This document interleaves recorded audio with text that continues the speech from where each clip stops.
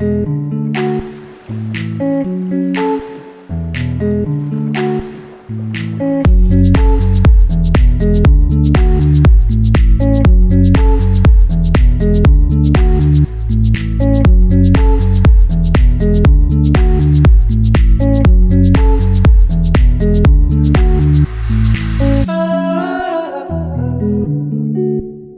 my name is I'm a social development coordinator from CRC, and today's event is a community conversation on the poverty reduction strategy.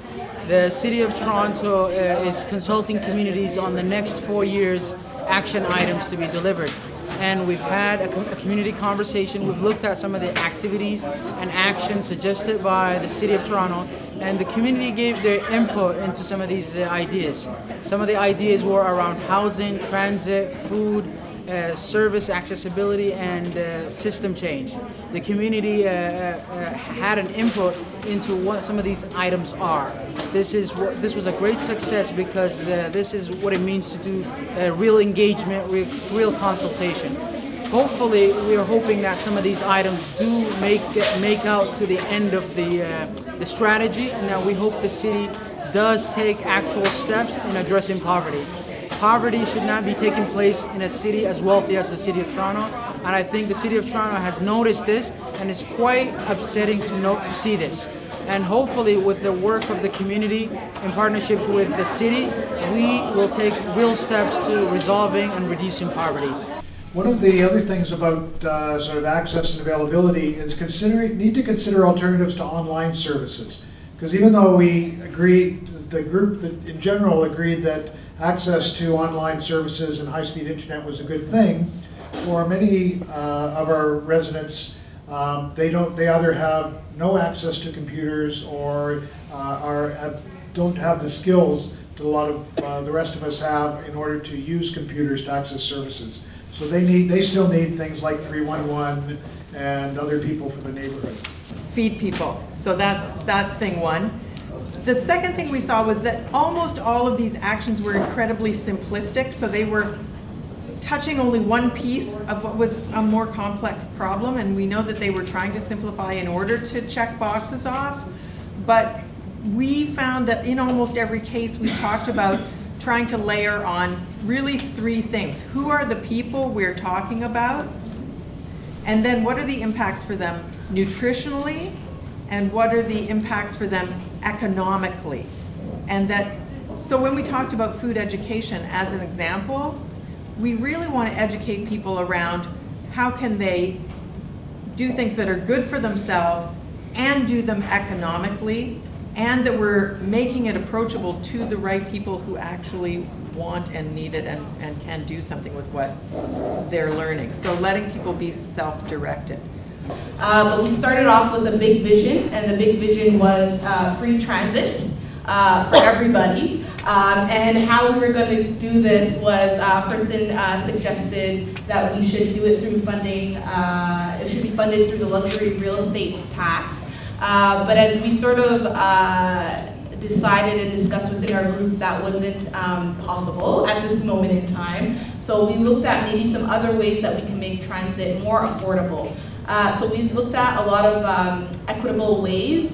So we thought some ideas about looking at the poverty line and maybe looking at people who are under the poverty line, maybe having a way that we can make transit affordable for those people.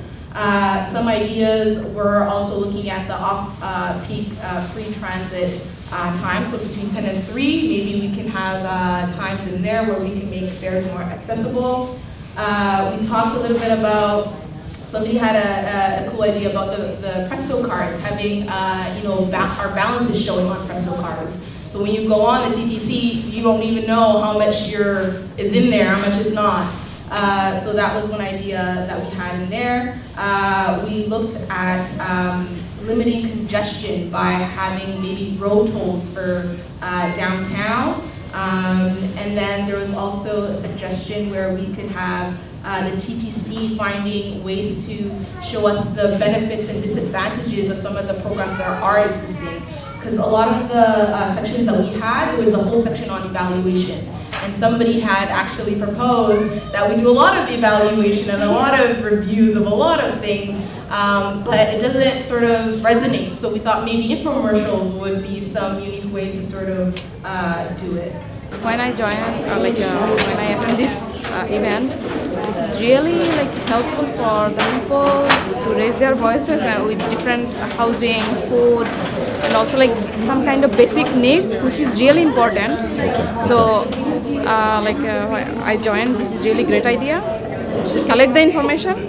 We are tired of doing research and other things. So, this is the best time to implement all those great ideas. This is really core ideas from the people, so cities should implement as soon as possible because this is our basic demand. Hi, I'm Megan Wilson. I'm with the Regent Park Neighborhood Association, and I came to tonight's meeting because I'm really interested in poverty reduction. It's one of the things we need to be working on in the city. I thought that it was a great conversation. As with most of these conversations, we didn't have nearly enough time to really do a deep dive into the things we'd like. But I think that what we saw in our group and certainly other groups was what we need is much more specificity and much more direction in what we are going to do with these actions. So we want to see the actions more detailed, talking about who they apply to and making sure that they're actually sensitive to the residents and directed by the residents. My name is Miguel Avila, and I'm a resident of Regent Park.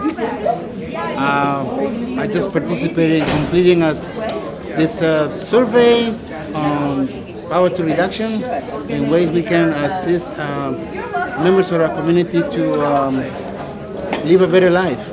I'm confident that the city will undertake to reduce some of our struggles, that, for instance, food security, to ensure that we have access to food, right? Yeah. Which is important. And a roof over our heads.